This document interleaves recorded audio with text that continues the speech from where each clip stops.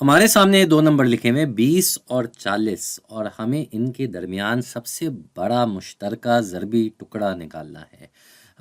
20 اور 40 کے لیے ہم کیا کریں گے؟ جب بھی کوئی دو نمبروں کے درمیان سب سے بڑا مشترکہ ضربی ٹکڑا نکالنا ہو تو ہم ان کی ملا کے مشترکہ طور پہ پرائم فیکٹرائزیشن کرتے ہیں۔ اب یہ ہوتا کیسے ہے یہ دیکھ لیں۔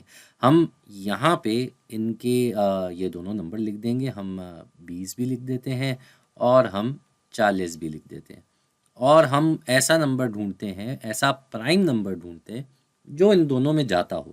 کیونکہ یہ دونوں جفت عدد نمبر ہیں تو ہم 2 سے شروع کرتے ہیں۔ بھائی 2 سے یہ دونوں تقسیم ہو جائیں گے۔ 2 خود 2 میں ایک مرتبہ جاتا ہے تو یہاں 20 ہے، 2 کے ساتھ صفر لگا ہوا ہے تو 20 میں یہ 10 مرتبہ جائے گا۔ اسی طریقے سے 40 میں یہ 20 مرتبہ جائے گا، کیونکہ 2 بائی 2 4 ہوتا ہے تو 2 بائی 20 40 ہو جائے گا۔ اب یہ پھر سے دونوں جفت عدد نمبر ہیں تو پھر سے ہم ان دونوں کے درمیان تقسیم کا کام جو کریں گے وہ 2 سے کریں گے۔ تو اب ان کو اگر 2 سے تقسیم کیا جائے تو 2 بائی 5 ہوتا ہے 10، تو یہاں 5 آ جائے گا، اور 2 بائی 10 ہوتا ہے 20، تو یہاں 10 آ جائے گا۔ ٹھیک ہے جی۔ اب ہم ان کو 2 سے تقسیم نہیں کر سکتے کیونکہ یہ جو 5 آ گیا ہے یہ ایک طاق عدد نمبر ہے، لہٰذا یہاں پہ 2 کا کام رک گیا۔ اگلے پرائم نمبر پہ آتے ہیں تو وہ ہے 3۔ 3 نہ تو 5 میں جاتا ہے نہ 10 میں جاتا ہے تو 3 بھی استعمال نہیں ہوگا۔ اس کے بعد والا پرائم نمبر آتا ہے 5۔ تو 5 جو ہے وہ 5 میں ایک مرتبہ جاتا ہے اور 10 میں جاتا ہے 2 مرتبہ۔ تو یہاں پہ ہم اپنا کام روک دیں گے کیونکہ اب کوئی ایسا مزید پرائم نمبر نہیں بچا جو مشترکہ طور پہ ان دونوں کو تقسیم کر سکے۔ تو یہ جو ہمارے پاس نمبر رہ گئے، ان کو ہم آپس میں ضرب کر کے اپنا جواب نکال سکتے ہیں۔ تو اس کا جواب کیا ہو جائے گا بھائی؟ اس کا جواب ہو جائے گا 2 بائی 2 بائی 5، اور یہ کتنا ہو جائے گا؟ یہ ہو جائے گا 2 بائی 2 کرتے ہیں تو 4 آتا ہے، اور 4 بائی 5 کرتے ہیں تو جواب آتا ہے 20۔ تو ان دونوں کے درمیان سب سے بڑا مشترکہ ضربی ٹکڑا جو ہے وہ ہے 20۔ یہ خود اس 40 کا ضربی ٹکڑا ہے۔ ٹھیک ہے جی۔ تو یہ تو ہو گیا ایک۔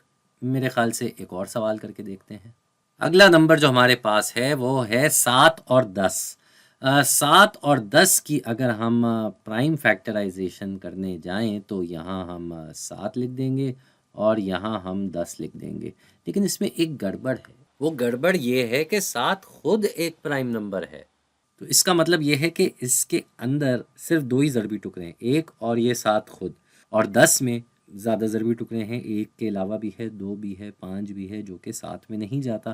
ہمیں مشترکہ ضربی ٹکڑا دیکھنا ہے جو دونوں میں جاتا ہو، اور چونکہ یہ پرائم نمبر ہے اور 7 10 میں نہیں جاتا تو ان دونوں کے درمیان صرف ایک ہی مشترکہ ضربی ٹکڑا ہے جو کہ ہے 1۔ صرف ایک وہ نمبر ہے جو ان دونوں میں جاتا ہے، اس کے علاوہ اور کوئی ایسا نمبر نہیں۔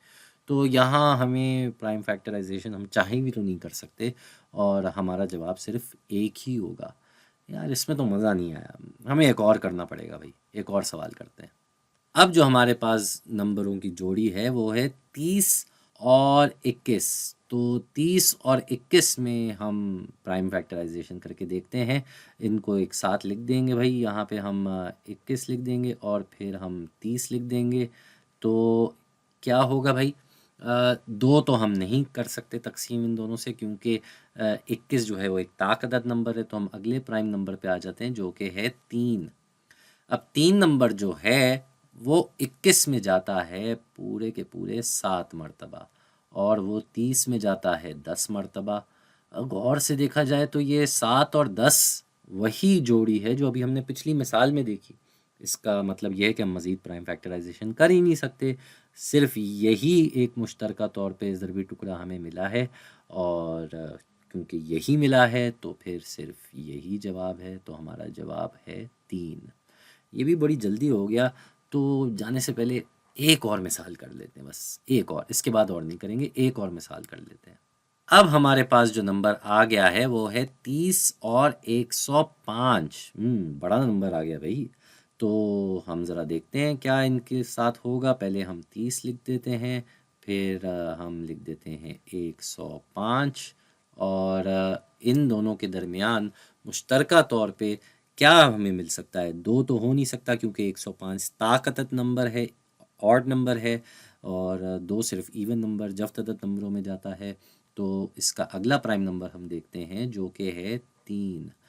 3 جو ہے وہ 10 مرتبہ جاتا ہے، ہم دیکھ چکے ہیں پچھلی مثال میں بھی، 30 میں 3 جاتا ہے 10 مرتبہ۔ اور 105 میں اگر دیکھا جائے تو اس کو ہم ذرا تقسیم کر کے دیکھتے ہیں بھائی، 1 میں جا نہیں سکتا، پھر یہ اس کے ساتھ 0 لگ جاتا ہے، تو 10 میں یہ جاتا ہے 3 مرتبہ، اور 1 بچتا ہے تو وہ 1 اس 5 کے ساتھ لگ کے 15 ہو جائے گا، اور 35 آ جائے گا ہمارا جواب۔ ٹھیک ہے جی، تو 3 جو ہے وہ 105 میں جاتا ہے 35 مرتبہ۔ اب 3 10 میں نہیں جاتا، نہ ہی 35 میں جاتا ہے، تو 3 سے تو مزید تقسیم نہیں کیا جاتا۔ اس کے بعد ہم اگلے پرائم نمبر پہ آ جاتے ہیں جو کہ ہے 5۔ جو کہ ہے 5۔ تو 5 جو ہے وہ 10 میں جاتا ہے پورے کے پورے 2 مرتبہ، اور 35 میں جاتا ہے 7 مرتبہ۔ تو یہاں پہ ہم تقسیم کر سکیں ایک پرائم نمبر سے، لیکن مزید نہیں کر پائیں گے۔ کیوں؟ کیونکہ ایک طرف 2 ہے، دوسری طرف 7 ہے، یہ دونوں خود پرائم نمبر ہیں، اور 2 7 میں بھی نہیں جاتا، تو مزید ہم پرائم فیکٹرائزیشن کر نہیں سکتے، لہٰذا ہمیں صرف ان دونوں کو ضرب کر کے اپنا جواب مل جائے گا، اور وہ کیا ہوگا بھائی؟ وہ ہوگا 3/5، جس سے ہمارا جواب آ جاتا ہے 15۔ جی، ہمارا جواب ہو جائے گا 15۔ یہ 15 ہے، اس کو نیلے رنگ میں ہی لکھ لیتے ہیں، 15 ہے ہمارا جواب۔ تو 15 ہے 30 اور 105 کے درمیان سب سے بڑا مشترکہ ضربی ٹکڑا، اور اس کے ساتھ ہم اپنے ویڈیو کے اختتام پہ بھی آ جاتے ہیں۔ امید ہے آپ کو سب سے بڑا مشترکہ ضربی ٹکڑا پرائم فیکٹرائزیشن کے ذریعے نکالنا اچھی طرح سے سمجھ میں آ گیا ہو۔